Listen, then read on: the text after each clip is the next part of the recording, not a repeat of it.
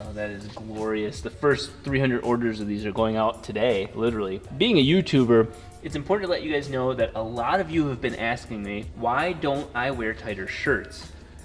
I'll tell you what, guys. We may have made a slight miscalculation with the size of their shirts and the number of smalls ordered. So if you want to be like me, oh, there's plenty of these left. Your shoes untied. Oh, yeah, all right, grab that. There you go, bro. Thanks, dude. What we're going to be doing, for all those that did the initial order, and they're sold out at this moment, first hour we sold out of extra larges, and then the second hour we sold out of larges and double XLs. What we're gonna do is just open it back up for pre-orders to get the rest of the people that wanted the shirt before LS Fest taken care of. So we're gonna open it up today as you watch this, 10 a.m. Pacific Coast, to allow the rest of you to purchase the shirts. They'll be available in about a week. So place the order and then you just don't have to worry about it. You get your shirt. Everybody else, Jarrett and I are gonna begin packing first thing tomorrow. That brings us to the next thing. This, no, not my delicious boobies, but the actual build itself. We have a hell of a lot of work to do. We have less than 10 days to do it. Lego. Let's change out of these shirts. Let's get out of the shirts. Yeah. This one specifically will be for sale on my used panty market. Sometimes we get demoralized by how hard these sort of projects are and how lazy we are. Two things that don't work really well together. But I want to say a huge thanks to Joshua for this completely random and unexpected gift. You are the man, because these are literally going to power us while we power this Corvette. So we're pulling just all-nighters for this. Back when I first started the 4-order project and I had 55,000 subscribers, I did submit a post to Frito-Lay. Frito-Lay owns, you guessed it, Doritos. Josh, you are the man. I am scared and I don't know how you got my address, but this is probably the, short of a bloody horse head, this is probably the next best gift you can get randomly. Josh went out of his way to make my day. Dude, you don't understand how awesome that is. What you do understand is how mind-blowingly obvious it is that Doritos, Frito-Lay should definitely sponsor the weird stuff that we do. You guys saw us make grape juice cool. So you know what we could do with something that is so closely resembling the very engine that we use. We have got a hell of a lot of things in, and one of the biggest sets of things is AEM. AEM just stepped up and helped us out massively. Not only do we get the new generation CD7, which is the pressed carbon fiber, kind of a dry carbon fiber look, without the hood and without the buttons. The buttons are on a separate kit. Oh my God, even more slimline and capable of reading our Adaptronic perfectly. You're gonna be seeing that help tell what's going on in the car at all times. One of the other things that AEM helped us out with that they didn't even know, they didn't even realize, many of you guys were helpful in showing me that, hey, this is a quick disconnect fuel system, EFI, quick disconnect 3/8" pipe. Well, look at this. AEM's flex fuel sensor is literally the same connector. So not only does their kit include the ability to connect into this, it also has the fittings for 6AN lines to connect in as well. We are in business connecting this up to our 6AN fuel system, and as you can tell, screw it in, and we have got some magic. That's one major thing. Another major thing that we're about to do, this one's broken, but use the actual hydraulic throwout bearing from the Corvette. I've touched this a million times today, I'm clean at the moment, in our environment.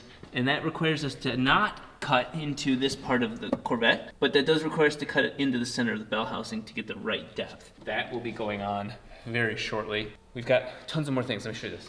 Abel stopped by to give us some legitimate words of wisdom on our radiator situation. Check that out. The stock Corvette doesn't come with an oil cooler. Didn't know that. Oh yeah, no, piston motors. See how many piston motors are. I did. Really? Uh-huh. Or 3 rotors, ready for the junkyard. I know. I'm pulling so many parts off of it to make this work. This model has the height taken down a little bit so that way we can run the intercooler pipe through the top. That's what it's designed to do. So that goes up like that. Yeah. And these are for the oil cooler? These two. Oil cooler. And what are these supposed to be? These are the inlet and outlet for radiator. That's like heater or circulating to the tank. Yeah. Yeah, this is nice. This is gonna work. So this will actually work good. This won't let the Mazda motor get hot. Yeah, and their fan assembly, the stock one works, but we have to cut it for the pipe that goes up the top. I wouldn't use that route. Yeah. Well, they sell the aftermarket setup. Just why don't you go ahead and get that? Couldn't- Is it smaller? It is. It uses 2 spalls too. So. Okay, yeah, 2 low profile spots? Okay, that'll work much better, because you Yeah. ain't gonna have a lot of room to begin with. Yeah. Yeah, somebody can will. That might be a robot. That looks too good. Doesn't it? It's pretty Too good and too shiny. Yeah. I think that might be a robot right there. Yeah. So that's a direct bolt on, no Direct. modifying to do nothing? Direct everything. Okay, good.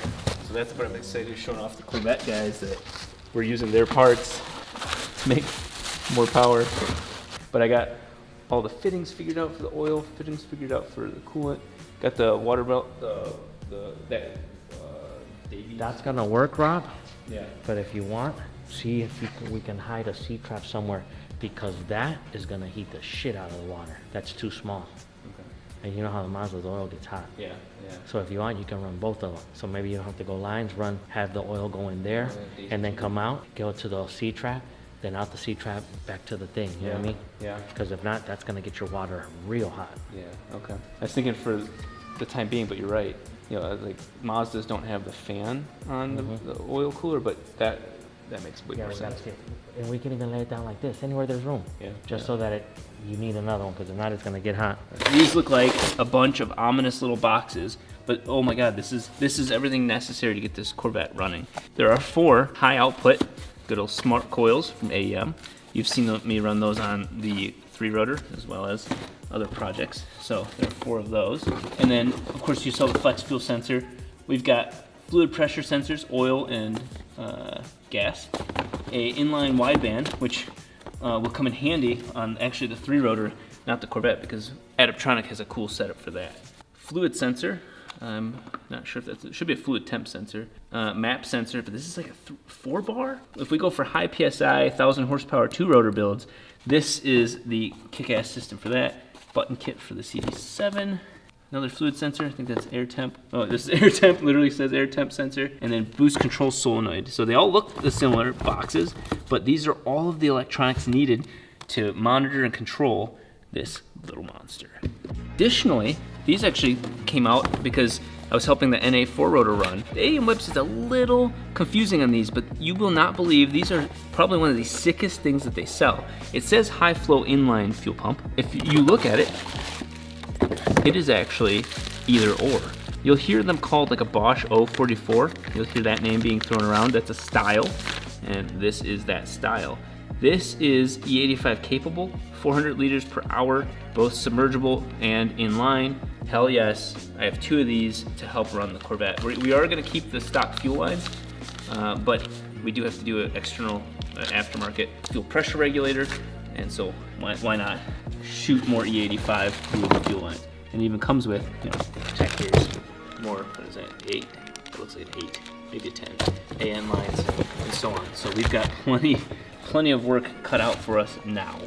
This might look familiar to most of you guys. I think it's one of my most commented video suggestions ever, and that is, don't be a dumbass. Use your seal in the correct rotation or orientation. I struggled, Struggle City, and I paid the ultimate price. I am not invincible, and I am not absolved from sin, and my sin was putting a seal in backwards. That is inside of here, so this does have to come back out one more time. And I caught it before you guys did, but I left it in the video because I love making fun of myself. Nobody's perfect, and it helps raise awareness for other people. I forgot to put the oil pump front nut back on. I literally got it all done. We were hauling ass. We were vibing on the camera. We were hauling ass. And then I looked down, and there is the bent washer and nut. So that has to come off for both of those anyway. I'm not trying to brag, but I'm really good at making drama for myself. This is a final decision I made here. I have some guys from GM actually helping me out big time. That's the stock ECU. We will not be using it for 99% of what's going on there, but we will use it to have the Corvette think things are good. What does that mean? These are all the relays, and I may have gone through some of this. I've gone through this a million times in my own head. You can see something as thick as that is the relay to start the starter, as well as other things, fuel pumps and so on. One of these little dongles here goes to the transmission for all the sensors. The other one goes to the car, so it's sending information back and forth to the car. Transmission, VSS, speed sensors, all that. We're just gonna basically turn this harness. I hate to do it. I absolutely hate to do it. I wish I had just all of these connectors with all the pins and redid it, but you know, time is money, and for $400, this is worth cutting apart. So I'm gonna be using this as kind of an adapter onto the FD setup. The weird part is this is the whole drive-by-wire system. Adaptronics coming through on that kit. We should be good. But yeah, I'm gonna skip a lot of that content. I'll go through it roughly when it's all done. If you guys have ever done wiring, it's just mind-numbing, painful. And I'm gonna save you guys that time. You'll just see the end result. Nothing quite like undoing work that you've just done. But doing it properly is totally worth it. Obviously I skipped some of the steps, but I gently took everything off and pulled the main sleeve for the front pulley off gently. Actually, I love using the bearing puller. It is probably one of my favorite tools. Pull this out a little bit more. There we go. Oh yeah, it's always that. So with all the tapping and movement, I'm gonna take the whole front cover off for very good reason, just to make sure that bearing is in line and everything else, of course. But step one is we gotta get, it's so obvious, dude, it's so obvious now. Look at that, it's just really obvious what that rubber piece is not correct. It's so obvious. It's easy for me to say that after everybody else tells me that. These are really nice pieces of hardware. Just wish I had all 6 of them. So my goal is to button this up for the final time. As I was talking with Abel, the full function kit works really well for this front cover. If the front cover was not also modifying the alternator position. Alternators are up here, and the ignition detection crank trigger system is over here. Normally that's all harmonious. In this case, everything's over here. If I was somebody watching this video, I would not recommend to do what I'm thinking about doing, which is having the crank angle sensor in the middle of this and having the belt go around it, and then phasing the two, obviously, depth-wise, and all the wires hide out of the way. That sounds like a horrible idea, even saying it out loud, but that's something I'm willing to consider. What I am not willing to consider, this needs to come out without damaging anything. The bearing's in there, but I think that bearing, remember the bearing itself was actually pretty easy to tap in, wasn't it? Like yeah, we weren't. It was a mallet. Yeah, just nice soft taps. Let's take the front cover off, but if we start pulling on the rubber, that defeats the point of the rubber. We start making gaps for it, so we're not gonna pull on it. We're gonna try and pop it all out at once. Dude, I will not lie to you guys. This is some of the most fun work when you have beautiful pieces of brand new equipment like this. Many of you that know me early, OG early YouTube, like under 20,000 or 10,000 subs, know that I love using used parts. I really do. I love making things work. But this is the exact opposite. And you know why? Because this stuff's expensive, but it's worth it. Especially when you owe people a running Corvette that uses a rotary engine. It's worth really using the good parts. Abel's concern earlier was this hole right here doesn't have a bolt lined up there, but it does have the seal on the inside, so we're pretty safe there. There's the bearing, and it's pushed all the way in, and then there's the rubber. Jared's gonna edit this video, so that way, in a couple moments, this will be solved. There we are. Didn't even damage it, didn't pry on it or anything like that. Just use the fact that physics is my friend. For everybody else watching, the correct way to do this is to install it this way. Massive mistake if you install it this way, because it actually stops the bearing from moving. It wedged the bearing closed when you do this. I'm assuming that this is good channel for oil or grease, or yeah, oil in this case, to hold in against the bearing. So pop it back in that way, gently. Gotta admit, these are really nice and tight tolerances. Wow, guys, that's way easier to install. It was like, oh, I guess I'll go in. Weird that putting it in properly is way easier. The other major issue is, thankfully, the one that I caught. I didn't catch that I installed that backwards. I was worried, but I didn't catch that. The other major issue is we were just on a vibe, and I forgot to reinstall this. That would have been catastrophic down the road. That would have been actually pretty entertaining. I was given tons of advice, and honestly, 90% of the advice that you guys give is really solid. Like, I know a lot of people say, oh, don't let the internet build your car. Well, I'll tell you what, you gotta admit that a lot of the internet might know more about certain things than you do, and that's where my ego goes and sits down. One gentleman recommended next time when you're taking this off, don't screw with this. Instead, unbolt it from here. and I will be doing that from now on. I'm sure this is fine in general sense, but as you can see, we already caused ourselves some problems. Now with all the adventures and everything here, I need to make sure that our roller bearing is set again. Let's do a final visual inspection. It all looks good. I'm gonna spin it. Make sure that that bearing stays in the same spot. We are good. Okay, so with that back in place, let's get this back in place. Oh, funny, look at that, it's got a little notch on the actual washer. Didn't expect that. Okay, we have to remember to delete this video as well if we go to make an insurance claim or a warranty claim with Mazda. I don't know what happened. I didn't open it up. No, that's not pictures of my front cover on there. Again, keeping the flywheel pushed in. We're gonna get this torqued to proper specs, and it's actually pretty close. Look at that. They both look good with their oil seals put on correctly. Another thing a lot of people roasted me about is this. So we'll transfer this piece from there. I don't even remember the name that everybody gave it. Wax pellet. Clearly it has to do with the whole wet sump, dry sump, wet sump system. If you're anything like me and a rotary engine enthusiast, but not the most hardcore, like you don't rebuild engines on the daily, let's run through the oil system, and partially for my own check and balances. This is probably the 5th time we've done this. Let's look at what's going on. Simple concept. There's oil picked up from the wet sump. Here's the oil pump right here. And then through this front cover, it's pumped through this line. There is a block here and there's a block here. You can tap into that, but that's the oil pump. Oil pump goes out through here and then comes through here.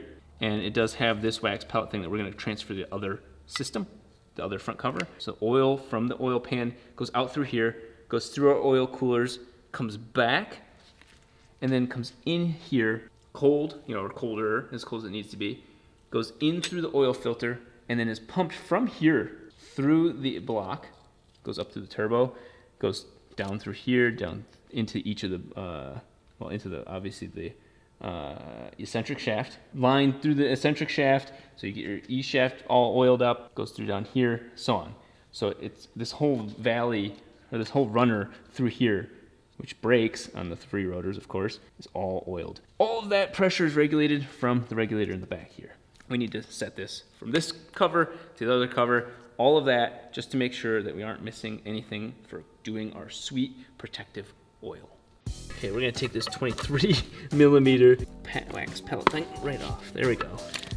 Violated another warranty. This is a perfectly good front cover too for an FD. Okay, be gentle because God knows what's going on. Of course, a spring. There's always a spring. Okay, a piston ramrod. How the hell is that a wax pellet? That's literally just a pressure relief valve. I'm getting roasted in the comments, and this is just a pressure relief valve. I don't know what this spring's set for, but wow, super underwhelming. Put this little guy in here. Yep.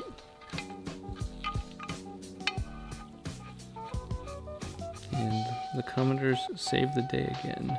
I was not transferring that over. Let's tighten that up. We have to clean that surface off now. Cleaning that off. No better than that. We still don't have the oil pan yet, so this is going to remain exposed. Use one hand on this, one hand on the flywheel. There we go. What I do need you to do is grab one of those bolts. There we are. We're still going to have to make sure we keep pressure on the flywheel when we go to put that piece in the front back in. Let's go ahead and get the rest of these on. Modern problems require modern solutions. Wait. Yeah, I was like, hang on. I get all excited in montaging. We did that last time too. Yeah, I know. And we'll just slide them in behind the pulley. Put this on nice and snug. Abel figured out what that piece was. Remember how we were trying to figure out what that little piece is? Yeah, what is it? He's like, where's the timing piece? Where's the piece to check the timing? I'm like, oh, I know what he's looking for. Yeah, it looks pretty good. Time to put the matrix plug back in. We have to Google how much force I'm incapable of giving this front nut. The next thing we have to do is take off the flywheel. The torque wrench is definitely not set for ungodly amounts of foot-pounds. This thing, yeah, because you have to tighten it like this. This thing will handle 150 foot-pounds of torque. I'm fairly certain, without even looking at it, this engine requires more. I can't get over this. Such an oddly specific piece of metal. For those tuning in, it is a 2 1/8 inch 54, I think it was. We messed up. I messed up and did 55. I have a 55 millimeter socket in the shop, useless. 54 millimeter if you're doing that, but 2 1/8 is the other way. We're gonna do our own form of impacts. I'm gonna take this off. We need to take this off so we can take off the, well, it actually is, the counterweight's in this, and then we put the auto counterweight on, and then we got a new clutch on here. You guys must know how we did this. This is how we did it. Well, light taps, honestly. That's pretty light, wouldn't you say? Yeah. And that's not even joking. That's legitimately light tapping. So, let's set that down.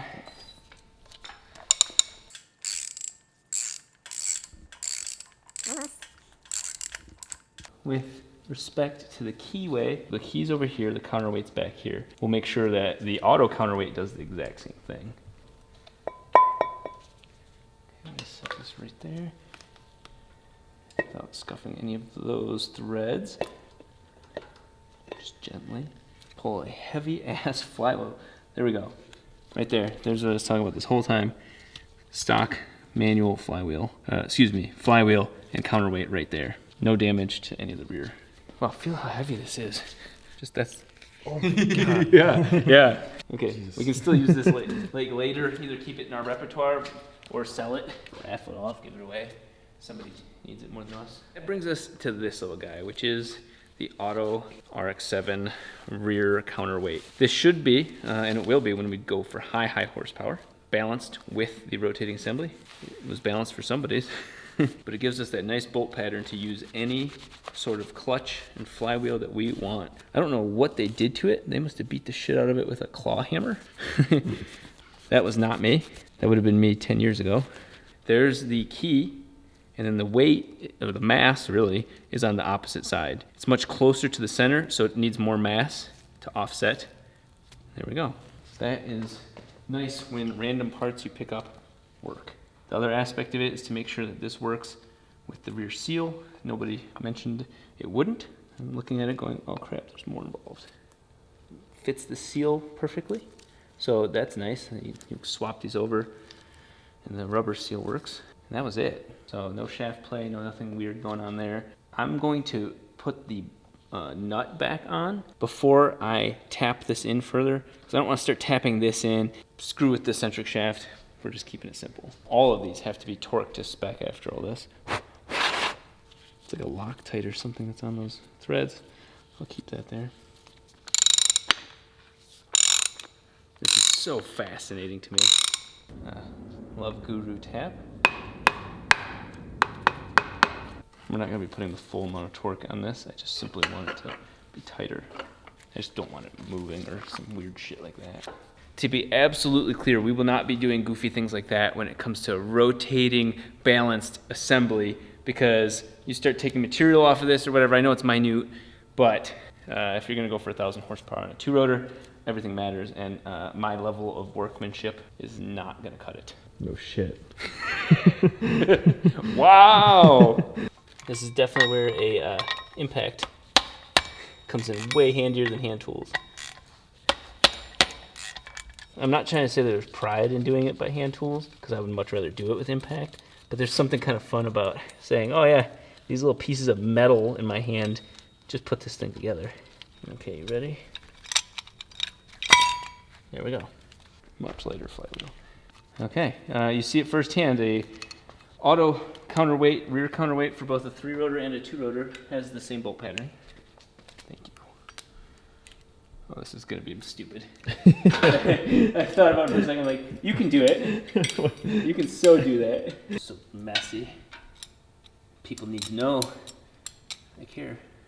I want to give a huge shout out to my buddy J-Rod, or Jared Holt out in Oklahoma, who originally put this whole setup together, made this whole setup possible on the 3-rotor, because this is literally coming from the 3-rotor adapted to the T56 Magnum. Man, whoever that was beat the shit out of this thing. Why? Why would you do that?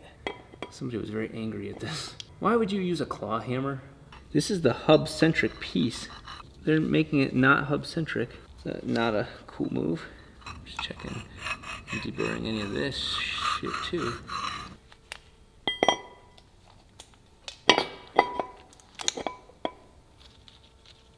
Just gonna get this one in as far as I can before letting go and the whole assembly falls. Test the threading on this one.